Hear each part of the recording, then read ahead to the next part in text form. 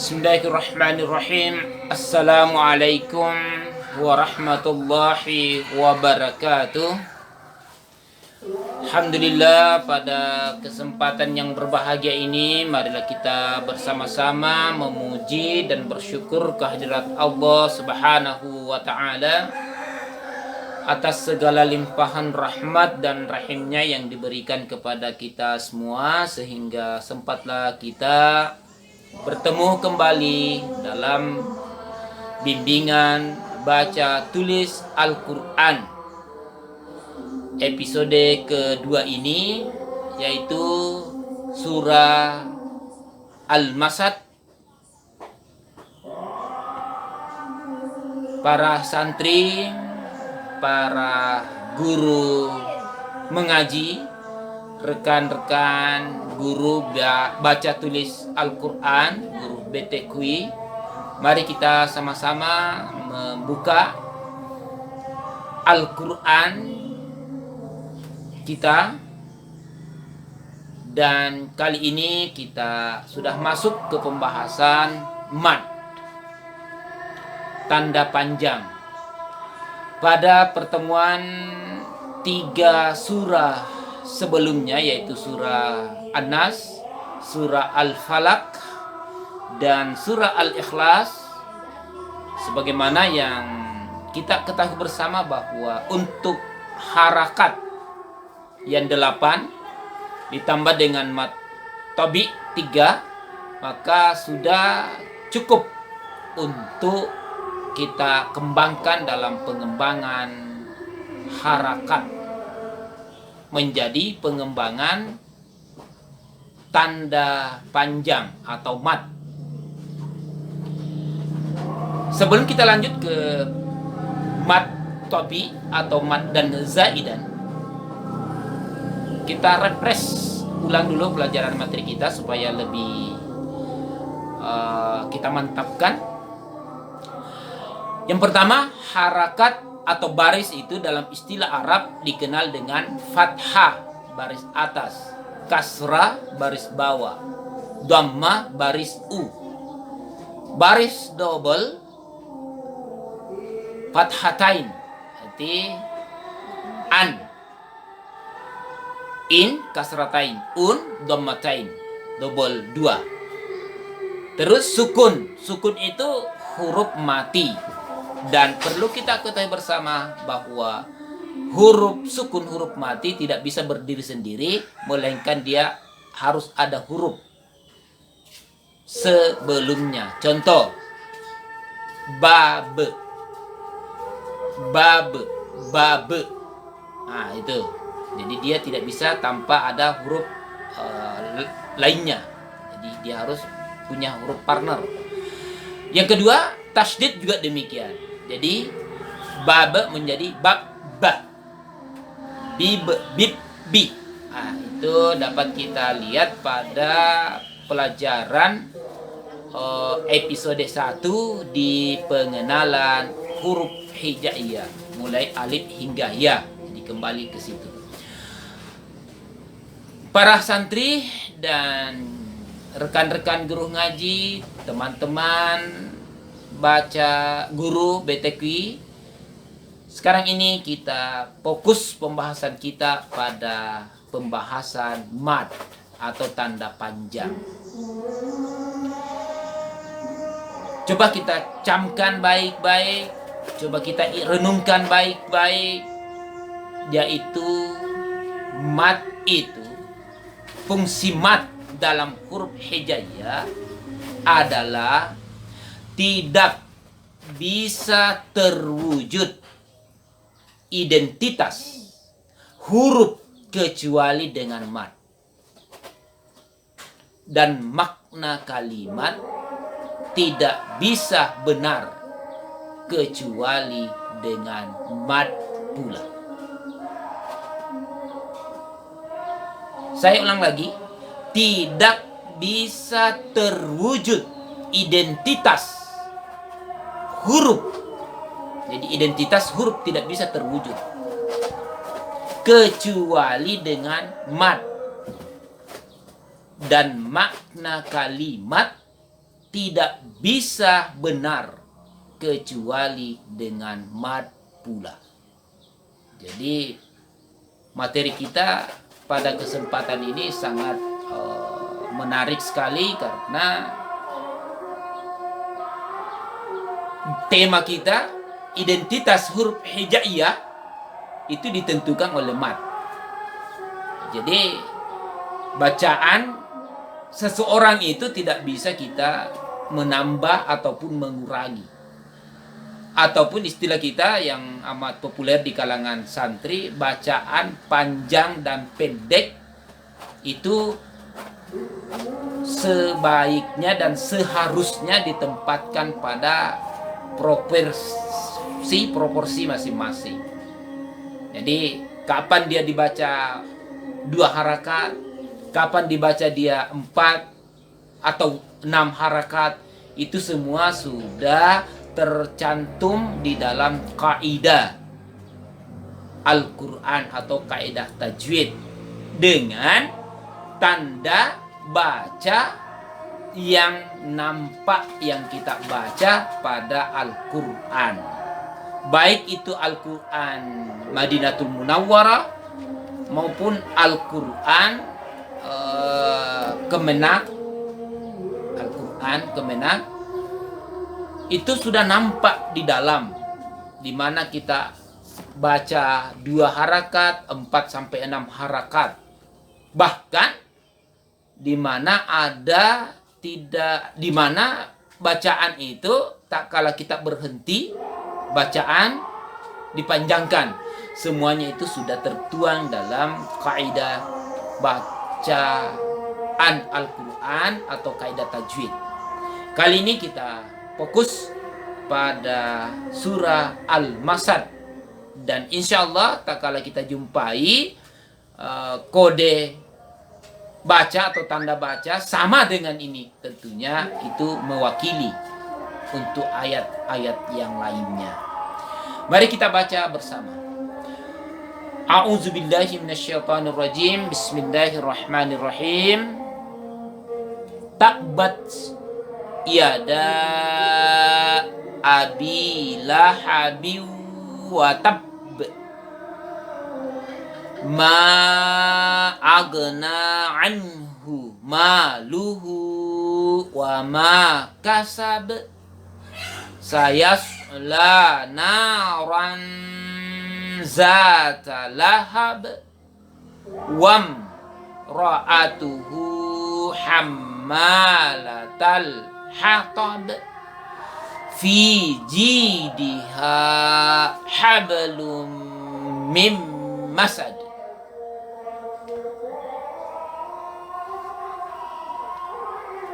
Sini mari kita lihat para santri dengan cermat, dengan teliti.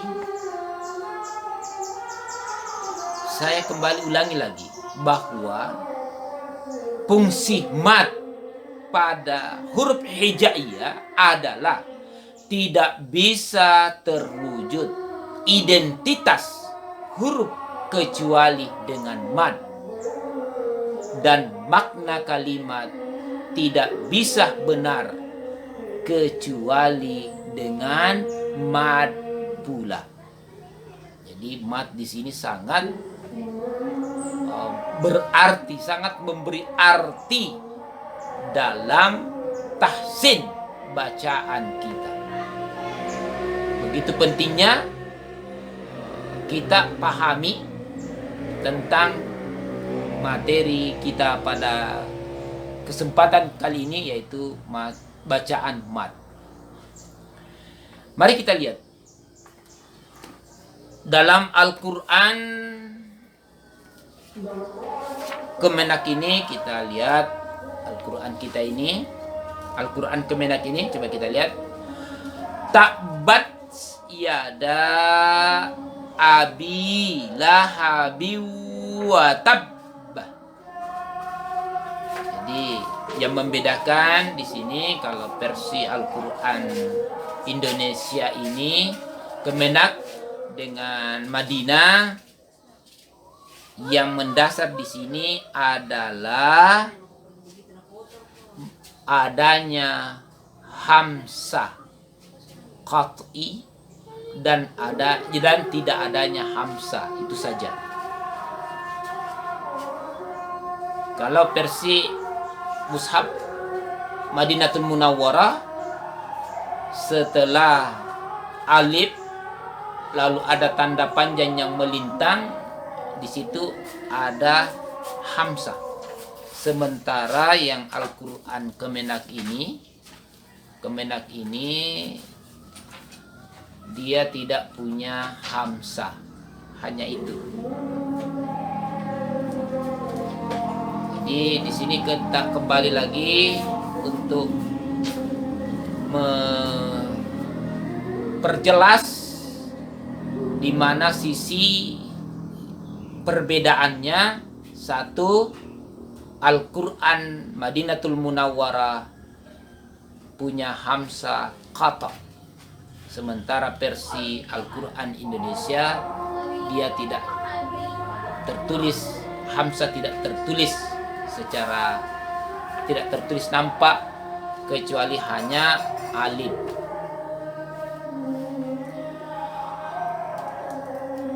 Sementara versi Al-Qur'an lainnya juga sudah dilengkapi untuk memudahkan bacaan Al-Qur'an itu. Al-Qur'an sekarang ini sudah banyak yang terbit, itu dilengkapi dengan warna. Jadi sekarang Al-Qur'an yang marak sekarang ini adalah dilengkapi dengan warna. Namun tulisan tentunya sama. Kalau Al-Qur'an Kemenak ini mayoritas kita tentunya pakai, dan itu yang diajarkan kepada anak-anak kita untuk lebih memudahkan anak-anak kita, karena dilengkapi dengan harakat. Jadi dilengkapi dengan harakat. Jadi kita selaku anak bangsa orang Indonesia langsung kita baca. Namun selaku guru ngaji, selaku santri, selaku guru baca tulis Al-Qur'an, untuk menambah hasanah ilmu kita perlu ada pendalaman atau ada peningkatan metode cara membaca Al-Qur'an tepat, jelas, untuk lebih memudahkan kita di dalam membaca Al-Qur'an. Dua Al-Qur'an ini, versi Madinatul Munawwarah ini dengan versi Indo Kemenak ini tidak punya warna. Tulisan hanya tulisan warna hitam, tidak ada warna. Ada juga Al-Qur'an yang seperti ini, yang edisi modern sekarang ini, itu dilengkapi dengan warna. Jadi santri atau kita semua cukup mengenal warna hijau, warna biru, warna merah, warna pink. Oh, ada kode warna seperti ini dia adalah mad wajib muttasil. Warna seperti ini dia adalah mad jaiz munfasil. Itu lewat warna.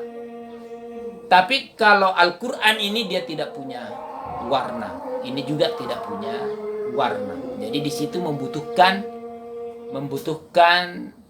pendalaman, membutuhkan keilmuan yang mendalam untuk menjelaskan kepada santri, menjelaskan kepada siswa. Semoga kehadiran pertemuan kita pada kesempatan ini dapat memberi masukan atau menambah wawasan kita untuk menjawab dari pertanyaan-pertanyaan santri yang tentunya mereka butuh bimbingan oleh kita semua. Mari kita lihat. Takbat yada abi lahabi wa tab. Jadi kaidah itu bahwa hamzah apabila sebelumnya adalah mat tabi atau mat tabi bertemu dengan hamzah, maka cara membacanya itu 4 sampai 6, 5 sampai 6 harakat. Artinya dibaca panjang. Jadi ini perlu kita ketahui bersama bahwa bacaan hamzah atau alif mat tabi bertemu dengan hamzah, maka cara membacanya itu dibaca 4 sampai 6 harakat. Walaupun kita tidak tahu, santri tidak tahu, yang jelasnya apabila ada alif berdiri lalu ada tanda melintang lalu bertemu dengan hamzah, maka itu yang dimaksud dengan mat. Dan di sini terbagi 2. Jadi ada mat jaiz munfasil. Seperti materi kita pada kesempatan kali ini adalah mat jaiz munfasil. Kenapa dikenal dengan mat jaiz munfasil? Mat jaiz munfasil itu apabila ada alif lalu bertemu dengan hamzah, maka dapat diketahui pada Al-Quran itu dengan adanya tanda panjang melintang di atas, itu menandakan bacaan panjang. Jadi tabat yada abi lahabin wa tab. Jadi ada juga yang membaca tabat yada abi lahabin wa tabba. Jadi tergantung dari mana yang kita mau pakai.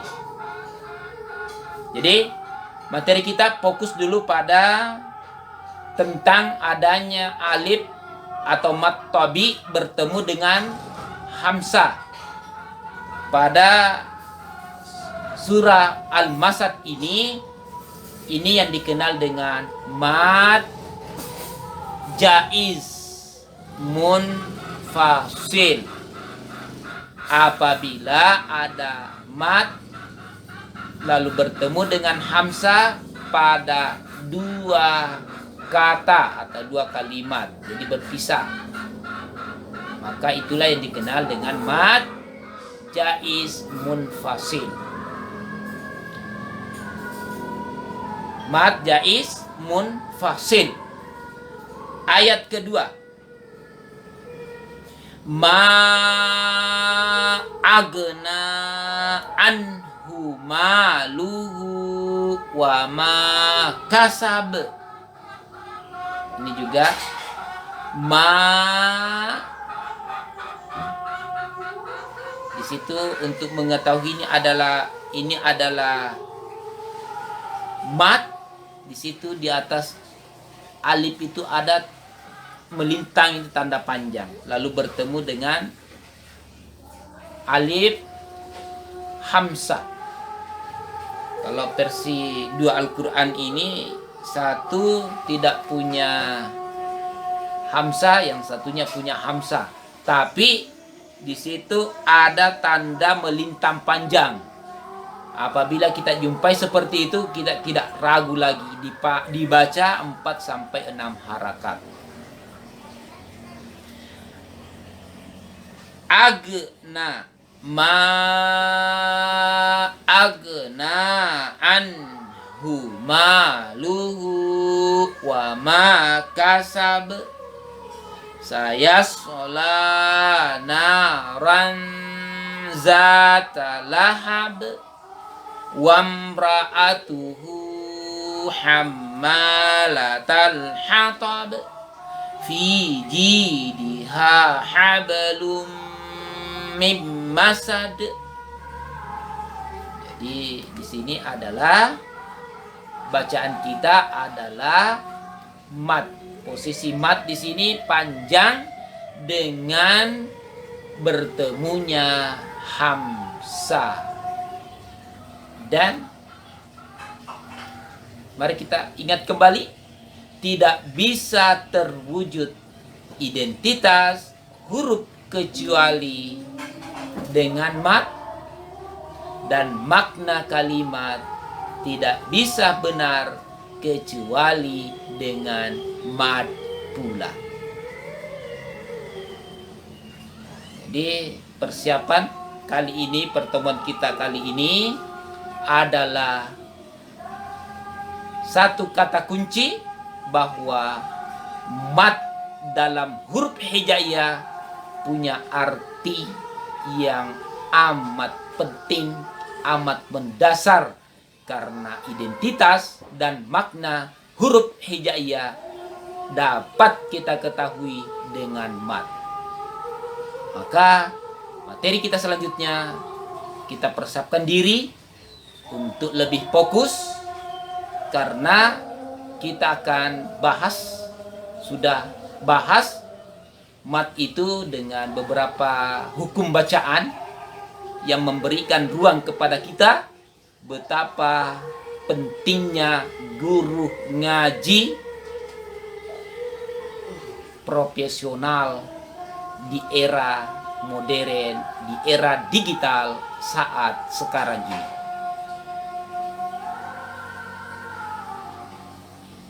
Jangan kita anggap remeh yang namanya guru ngaji. Jangan kita anggap bahwa guru ngaji sekedarnya. Melainkan pada saat ini saya selaku guru ngaji mengingatkan kembali, guru ngaji adalah jembatan untuk semua kalangan yang punya kemauan untuk belajar Al-Quran. Jadi guru ngaji itu jembatan untuk membaca Al-Quran. Karena guru ngaji punya peran, punya fungsi memberikan bimbingan, memperkenalkan huruf demi huruf, harakat demi harakat, tanda baca dan tanda baca, hukum bacaan dan hukum bacaan yang lainnya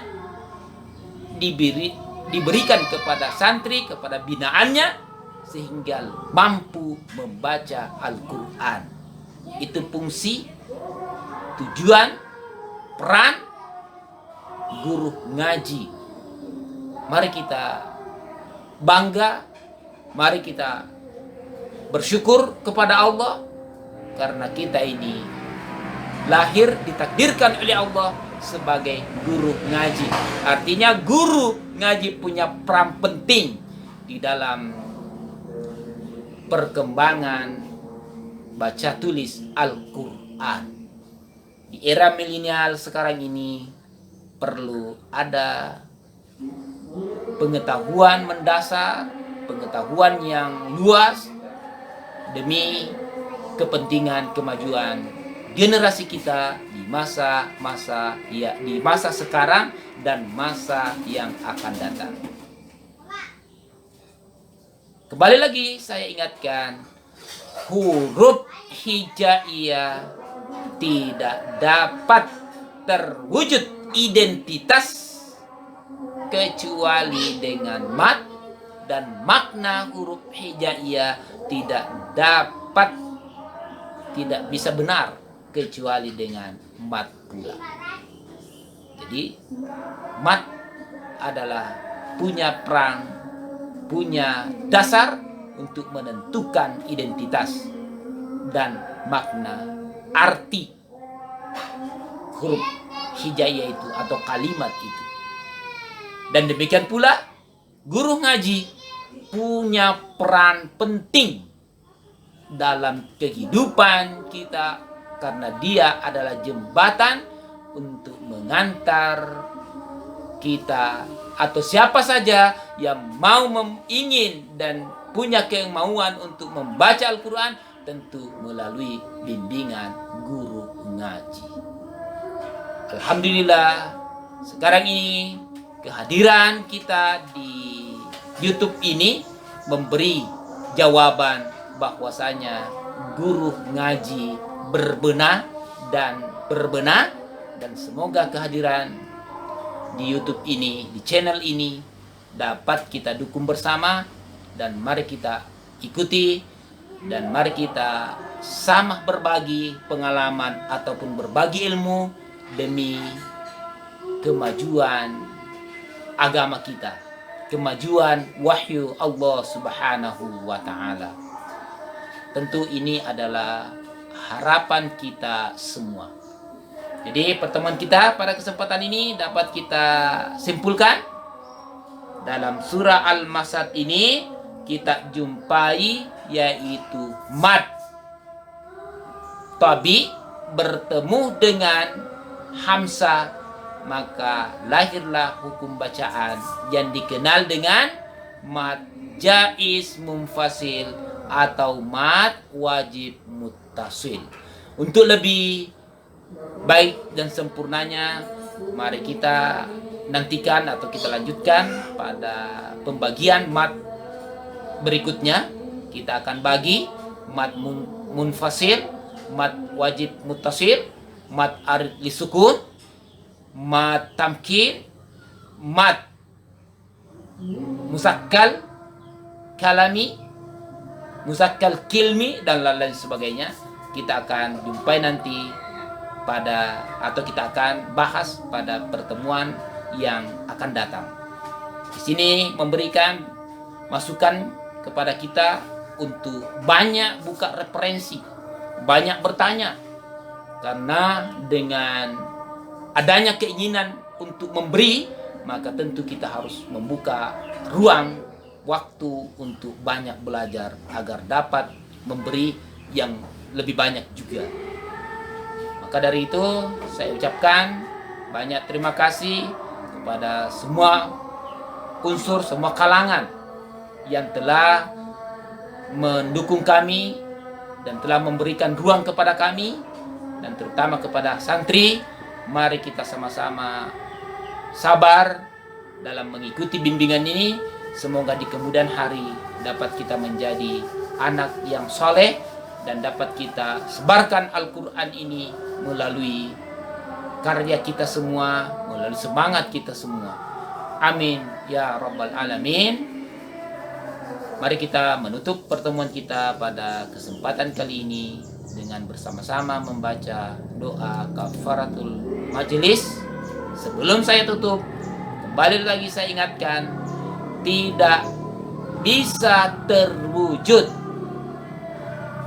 identitas huruf kecuali dengan mad, dan makna kalimat tidak bisa benar kecuali dengan mad pula. Terima kasih. Assalamualaikum warahmatullahi wabarakatuh.